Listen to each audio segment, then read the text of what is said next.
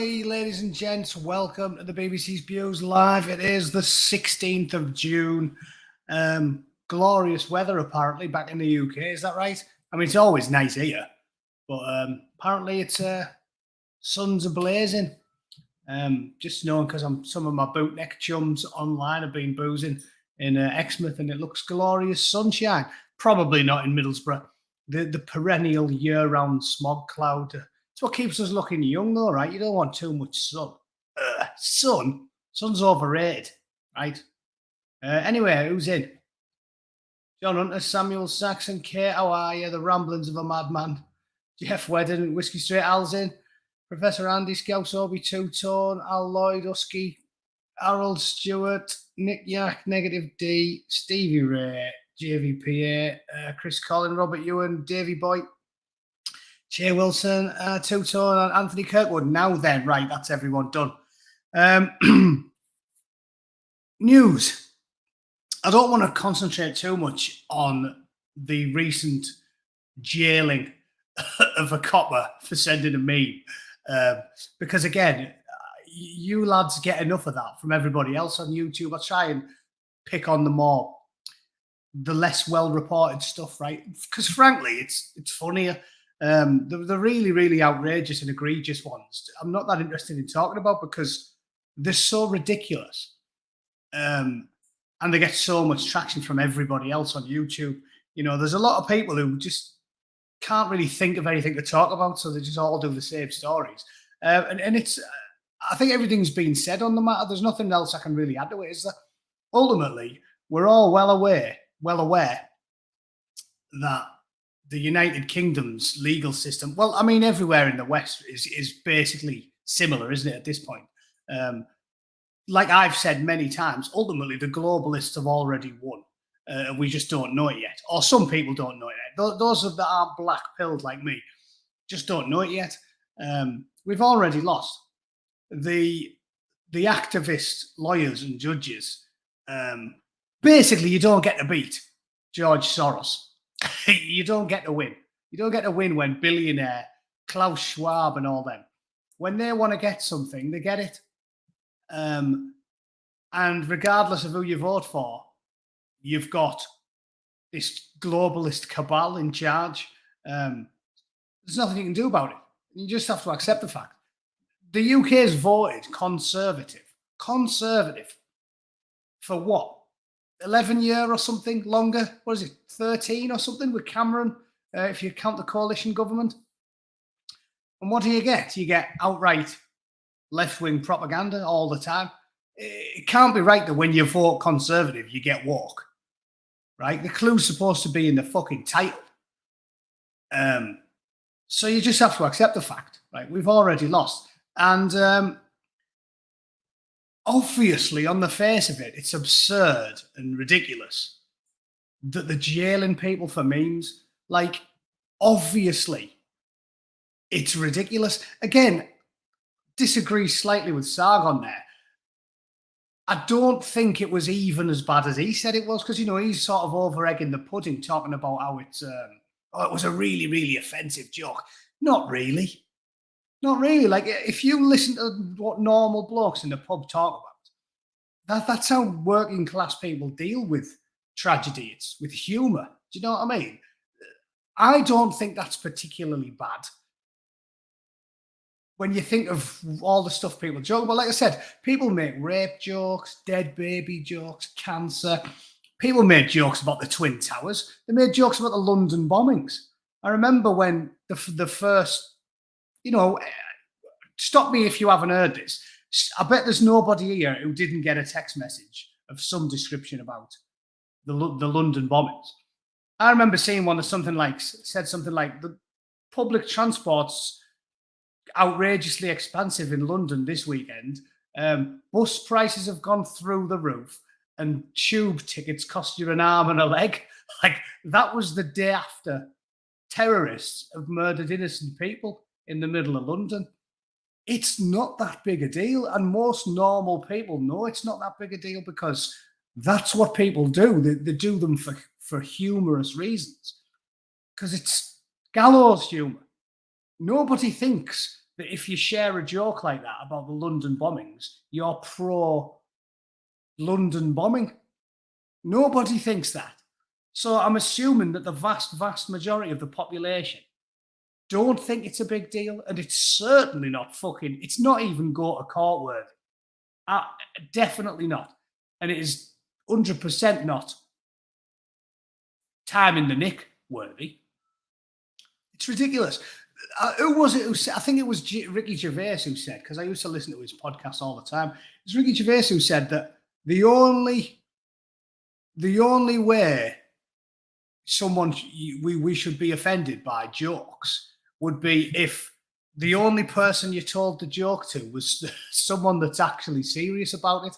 And he said, for example, people tell paedophile jokes, don't they? One of his famous ones, which I do remember from one of his old videos, was where he says, he told it in front of loads of old people. And he said, there's a bloke sat reading the paper and his little daughter comes in and she says, Daddy, something happened with a stranger at the park. And he goes, oh no. And he puts his paper down. He says, listen, whatever happened, remember, it's not your fault. Tell me what happened. And she says, well, I was on the swing and a man came over, a strange man. And he goes, oh God, then what happened? And she says, oh, and then he asked me to follow him into the bushes. And he's like, oh, and then what happened? And then she's like, and then when we were in the bushes, he asked me to take my dress off. And he goes, and then what happened? And she's like, and then I don't want to talk about it anymore. I'm upset. And he goes, well, don't fucking stop now. Right? That was his pedo joke. Make something up. Yeah, that was it.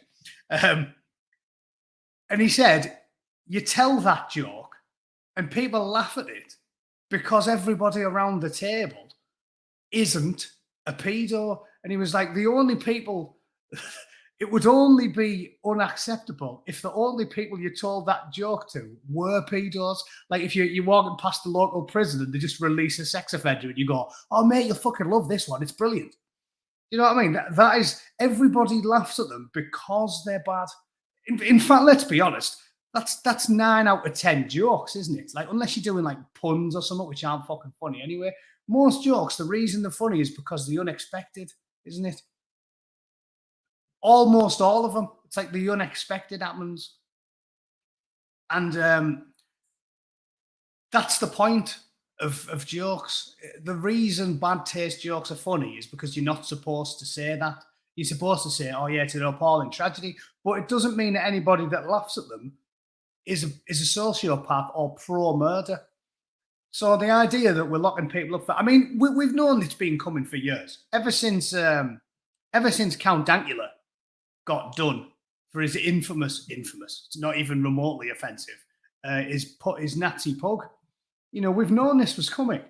But like I said, it's so egregious because I think if you were to stop 100 people in the street and say to them, do you think we should be jailing people for bad taste jokes or crass responses or remarks, I think 85 out of 100 people would say, of course not. Certainly the old school liberals, it's just not something people think you should be getting in trouble for. But this is what I'm saying about, you need to be black-pilled about this and realise, oh, look, someone's watching on Twitch. That doesn't happen very often. Beg tits. Is that someone from the Southwest talking about the tits? Hello, welcome to it.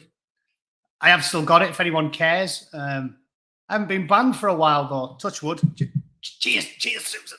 Oh, it wounded me getting that one out. Wounded me. Yeah, again, it's how people deal with trauma, right? It is. It's in the military, especially gallows humor. You know, I remember joking about that bootneck captain. There was a bootneck captain who lost his fucking foot. He got a below knee amputation, and he was allowed to rejoin the corps. They were going to pin it, and they said if you pinned it, you'd have to get medically discharged. So he said, "All right, lop it off. Give me one of these Gucci below knee prosthetics, and then he can stay in." And sure enough, he got his knee lopped off he got his leg chopped off just below the knee, put a fancy prosthetic in, and he continued serving in the corps. And I remember saying to my troop boss when I was out in Afghanistan, I was like, what we should do is get him to go point man if we have to go through a minefield. You can just have like him, point man, sort of tapping his way through the minefield with his prosthetic, and you can have like one of the young lads following him with like a golf bag full of fucking spare legs, and it's like another leg. Yeah, there we go. And crack on. Just safely navigate us through the fucking field. People joke about that thing type of stuff. Doesn't mean you're pro mutilated soldiers. So it's laughable. And again, this is what I'm saying about this representative democracies not working anymore, because we're not represented. The vast majority of people do not think that someone making a bad taste joke should be even arrested, let alone prosecuted, and let alone sent to prison. So yeah, it's bollocks. Anyway, I'm not going to talk about it anymore. I said I wouldn't, and then I talked about it. I wanted to bring this one to our attention because it's so typical of the fucking world we live in, right? The lazy, pointless, back-slapping slacktivism that everybody engages in. It says Jamal Khashoggi's Saudi Embassy Street is renamed after murdered journalists. This is like homepage on the BBC, like breaking, big news, apparently, right? There they all are, look, loving it. They're all like, yeah, victory. How good's this? What victory? What victory? It's worthless. It's more backslamming from these pointless Twitter slacktivists. So Jamal Khashoggi, if you don't know, if you've been living under a rock, Jamal Khashoggi was fucking brutally tortured and murdered in the fucking Saudi embassy when he just went to get his bastard passport stamped.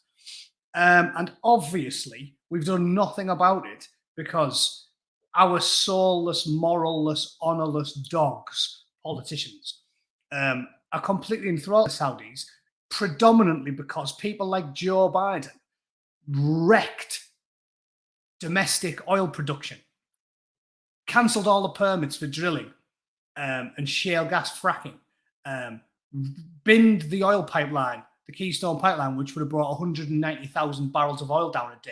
And then because of all of these actions and the fact that when Trump was in charge, we were energy independent and now we aren't, obviously they have no capability to hold the Saudis to account, do they? Margaret Thatcher famously talked about this. When a nation is in debt, it's got no backbone, because you can't, with a straight face, say to somebody who you're enthralled to because you owe them trillions of dollars, oh yeah, I'm going to tell you what's what. You've got no ability to do anything. You can't put pressure on people when you owe them money. Everybody knows it. So the predominant reason that the people that ordered and took part in the brutal torture and execution of someone like fucking Jamal Khashoggi is because we've got no accountability, we've got no ability to make these people accountable. So what do they do? What do they do? Well, this is what's laughable about it, isn't it? They do nothing. US intelligence concluded Mohammed bin Salman approved the killing. He denied it, and he's going to hold his first talks with US President Biden. And he's wearing the pants because he's got the oil that the shambling, piss-sodden, senile dullard, President of the United States, he's got no bargaining chips, has he?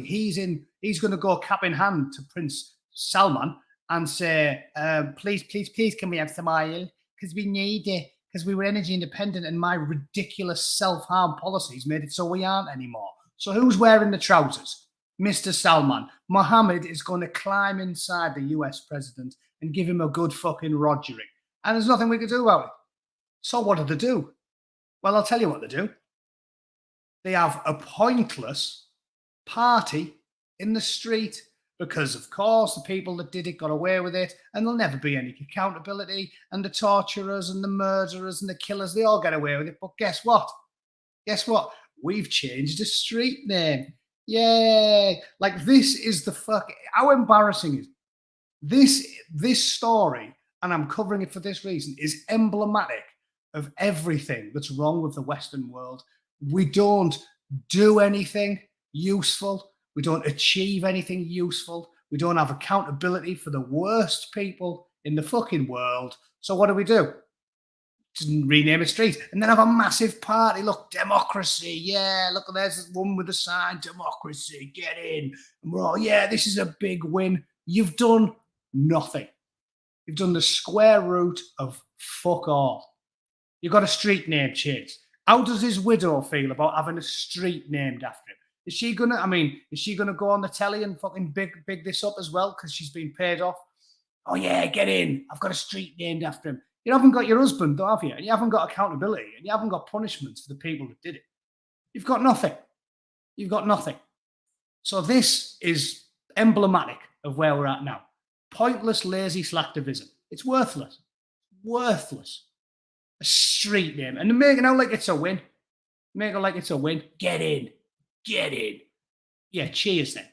If 10 blokes kicked my fucking dog to death in the street, right, and all 10 of them got let off with a warning. But then what? You change the street name to fucking Ripper Lane. I'm kidding. I don't have a dog. I wouldn't call it Ripper. Just even though, although maybe now I would. 10 years ago, I thought, no, because that's like a chavvy dog name. But now I think it'd be ironically amusing. So maybe I would call my dog Ripper.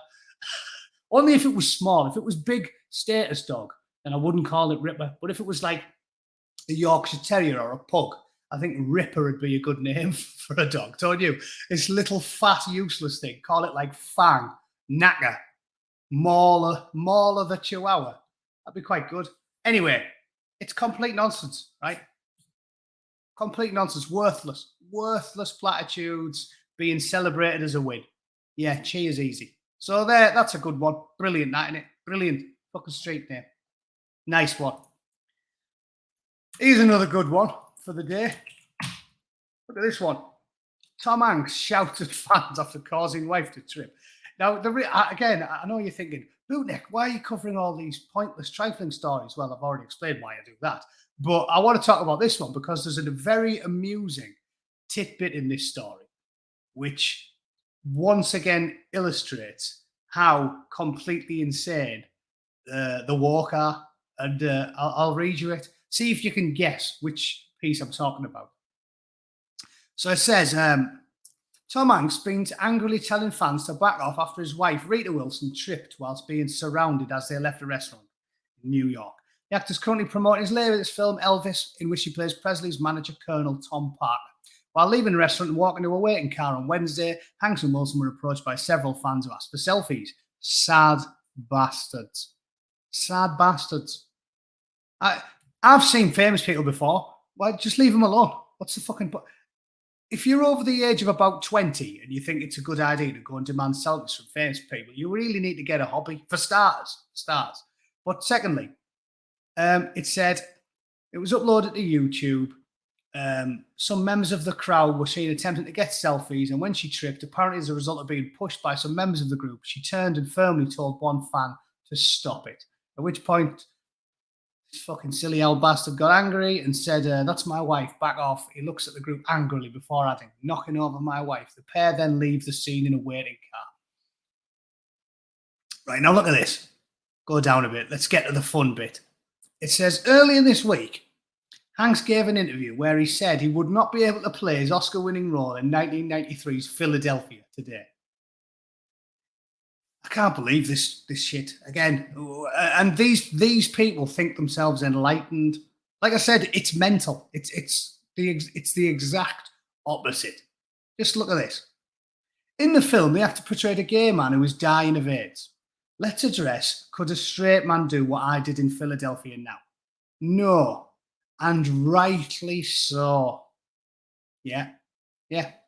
Progressive. Yeah, this apparently is progress. The whole point of Philadelphia was don't be afraid. One of the reasons people weren't afraid of that movie is that I was playing a gay man. We're beyond that now, and I don't think people would accept the inauthenticity of a straight guy playing a gay guy. How can, I mean, he seems like an intelligent man. How can otherwise intelligent people say something that ignorant and stupid and self-evidently wrong and think they're being the enlightened ones? I mean, answers on a fucking postcard. Think about it, because obviously the inflection from such an absurd statement is that acting, it's not acting, you have to be the thing you're going to be. So surely, if we think this is progressive and forward thinking, surely then the reverse is true, right? And well, it's not the reverse. Doesn't really make sense. But surely, therefore, a gay man can't play a straight person, right? I mean, it doesn't require a Titanic intellect to make that jump, does it? If what this lunatic, this progressive, I mean, like I said, the people that call themselves liberals nowadays, I'm a liberal. I think people should be free to do what they wish, unmolested, as long as it doesn't hurt other people. I'm a liberal, and I don't call myself a liberal because they've hijacked the word. The people that call themselves liberal now are the most illiberal, authoritarian, fascist fuckers that you can ever meet. Because for someone to call himself liberal while making a statement like that is upside down. It's insanity. Doogie Howser happens to be gay, right? What's his name? Is it Sean Patrick Harris? Is that his real name? Doogie. I just call him fucking Doogie. Doogie happens to be gay. And Doogie plays a womanizer on his most popular TV show, How I Met Your Mother in the United States. It's fine. Normal fucking people. Sorry, intolerant racists, i.e. normal people. They're quite happy with his performance. In fact, it's made him a megastar. It's extreme. You know, he didn't do much after Doogie, but now he's been in that and he's a megastar. And everybody loves it. And people rightly pointed out, because it's acting. Of course it is. Of course you don't need to be straight to play a womanizer. He's a good actor.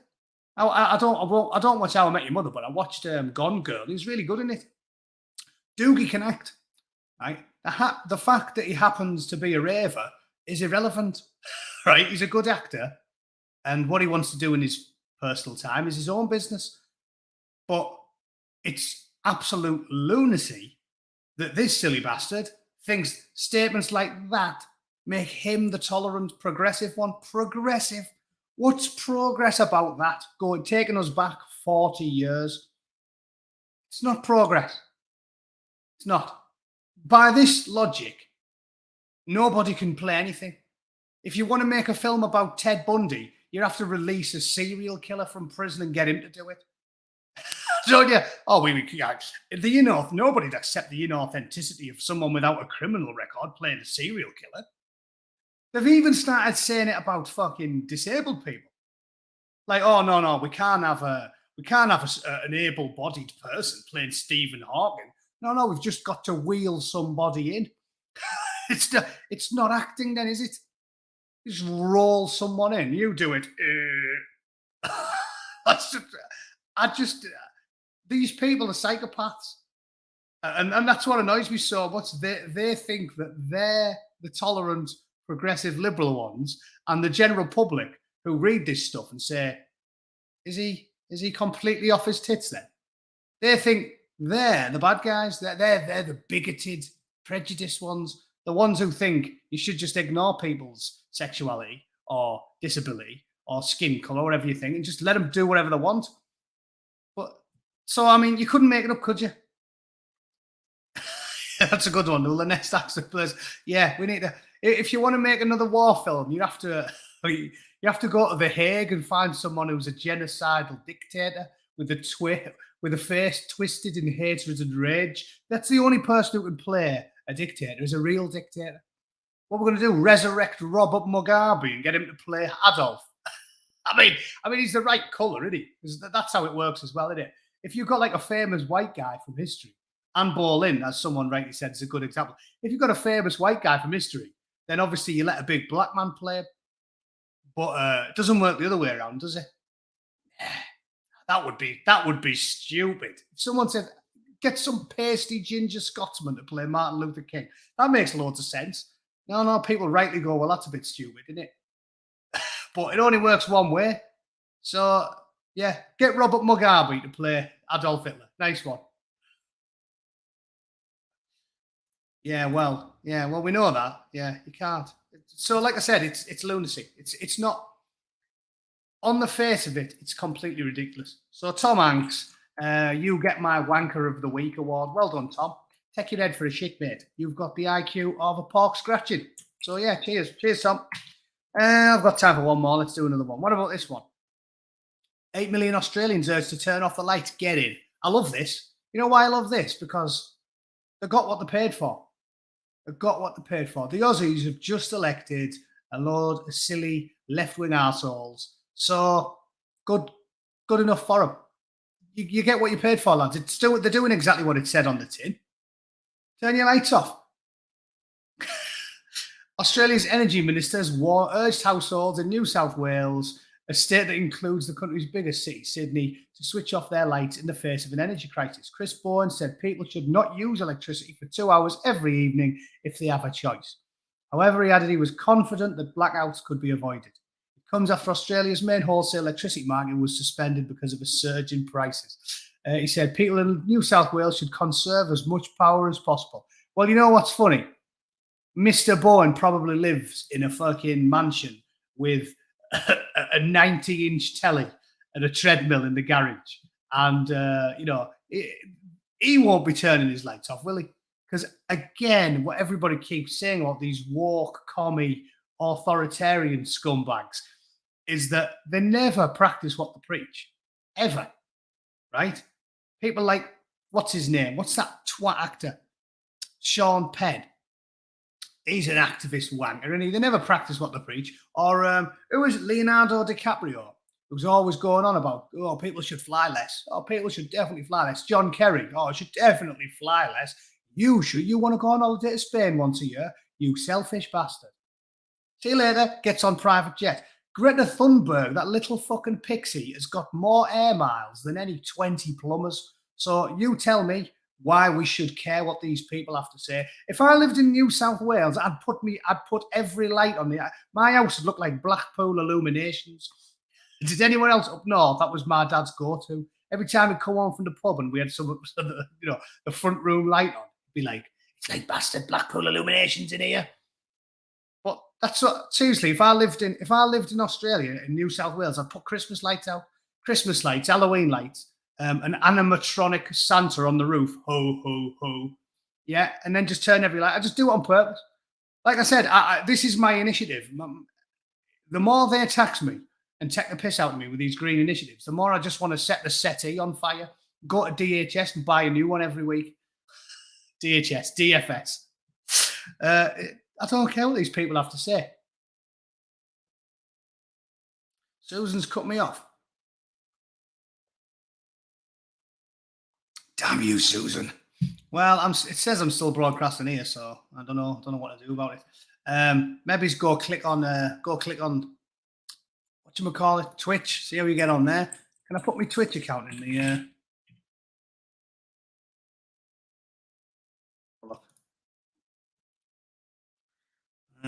God, need a SMS. Well, who cares? Susan's got me. Oh, I'm still on Twitch. It must be Susan then. Who's going to play Susan in the film? Whoopi Goldberg. Whoopi Goldberg in a wheelchair. So yeah, it's ridiculous. Don't listen to them. If you're in New South Wales, fuck them. If you can afford it, turn all your lights on. Just turn all your lights on and then go outside and have a bombie. Yeah, throw a few tires, empty your skip in your front yard, set it on fire. Just do the opposite, out of spite.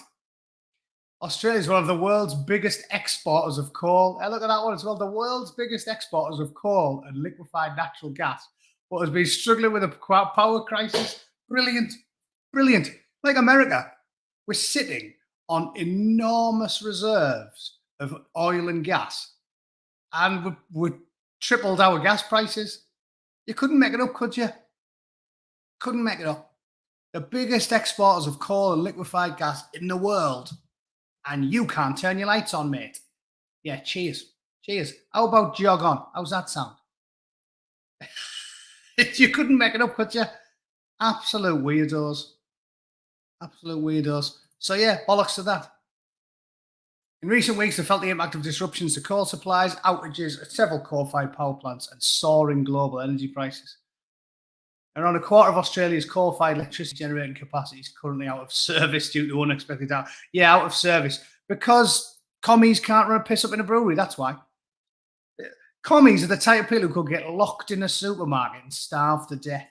This is how ridiculous these people are. So there you go. Some of the biggest energy exports in the world can't turn your lights off. What a load of bollocks. What happens next? Airmore's not giving a timeline on when the suspension would be lifted. He said the price cap will remain until cumulative wholesale electricity prices fall below the cumulative price threshold. So gobbledygook. Just say cumulative a few more times in the sentence and they'll sound clever. Yeah, winner. Airmore, as a national power system operator, will continue to monitor the situation and provide further updates should conditions change. On Thursday, the biggest energy provider, AGL, said it is expected to be able to supply more power to businesses and consumers in the coming days. Words are wind. Words are wind. Why are UK energy prices so high? Because we're all getting shagged. If you're not aware of it, again, as I talked about earlier, about basically it doesn't matter what you vote, you just get woke. It doesn't matter what you vote or who you vote for, you get woke. Well, the short version, ladies and gentlemen, is you can vote Conservative, you can vote Liberal, you can vote Independent. You get woke. And part of the woke agenda is the climate change, right? Greta. Doesn't matter who you vote for, you get Greta. Boris Johnson, the Conservative Prime Minister, is like albino Greta Thunberg. So that's why 8 million Australians have been told they have to turn the lights off, because it doesn't matter who you vote for, you get the same tired shite. They all care about the same thing in every nation on earth. So what a load of bollocks. Yeah, if you can afford it, turn your lights on. Fuck them. That's what I say. That's what I say. And on that note, I'm going to nip outside and set my memory foam mattress on fire. All right. Ladies and gents, we'll keep it a bit short and sweet. I wasn't in yesterday because I had a galloping hangover and I went out boozing on Tuesday. I went to go to a pub quiz and it basically turned into 12 pints and a few shots. So, yeah, that's that. None of them have the balls to say bugger off. Exactly right, Blue Van Man. You know the crack.